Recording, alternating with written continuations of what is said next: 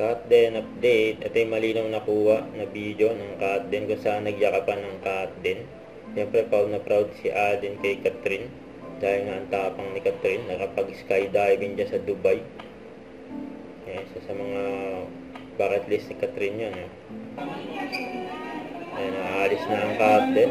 Pauwi na sila kasama ang team cut din.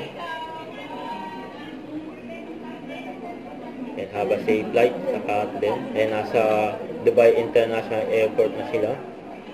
Have a safe flight. Team cut din at team Hello Love again. May pinagkaguluhan ng cut din dyan sa airport. And tapos na kanila pamamasyal. Yung mga black screening, special screening, at meet and greet tapos na. Kaya uwi na sila ng Pinas.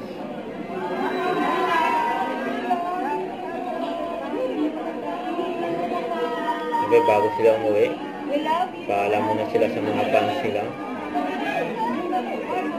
Ganyan ka-accommodating ang cut din sa mga fans nila. Kaya marami nagmamahal sa cut din. Kaya lagi nakalala. Don't forget to subscribe and click the notification bell for more update. This is Richard Reaction Vlog. Stay tuned for more update. See ya.